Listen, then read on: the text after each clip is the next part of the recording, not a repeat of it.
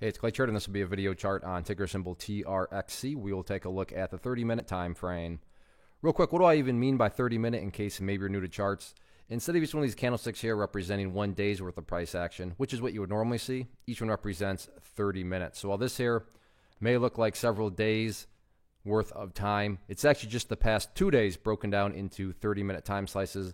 I like to do this time frame. I think it does a good job of telling the quote-unquote story of the price, and then makes mapping out levels of support and resistance a bit easier to see. I did this analysis yesterday, so that's where the green line annotation there is coming from. And definitely want to get things updated here as it was another solid day.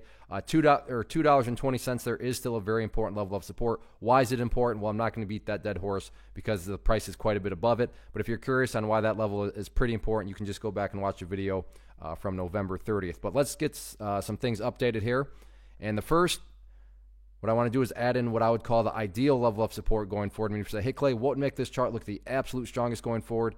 That would be if the price can stay up above $2.30. Now, don't get me wrong. If the price falls below $2.30, by no means am I saying the entire chart's ruined or anything like that, because, again, you still do have $2.20 below you, which is that must-hold level for the reasons discussed in yesterday's video. But as it stands right now, the price is doing a good job of staying up above $2.30, and if the price can continue to do that going forward, then that is definitely the name of the game and what's going to make this chart look the absolute strongest.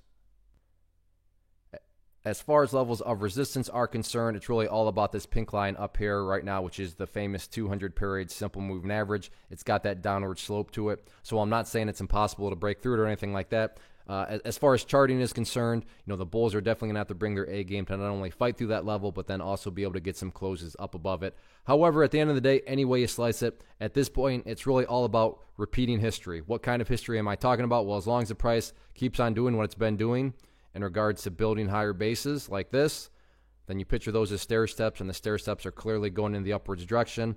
And as long as those stair steps keep getting built like that, the overall chart will take care of itself, which includes breaking areas of resistance. So, in my opinion, main focus should be on building stair steps and then sitting back and watching the chart take care of itself. But great final couple days of the week. We'll see what next week brings. One of the biggest questions I get is, hey Clay, how do you find the stocks that you trade? So what I've done is put together a free resource guide where I talk about the tools that I use to locate stocks that I find interesting and think may have potential. So if that sounds like something that could add value to you as a trader, then click on the image that is up on the screen right now and I will email you the guide. The guide itself is very short and to the point, and best part, it's completely free. Thanks for watching the video. Let me know if you have any questions.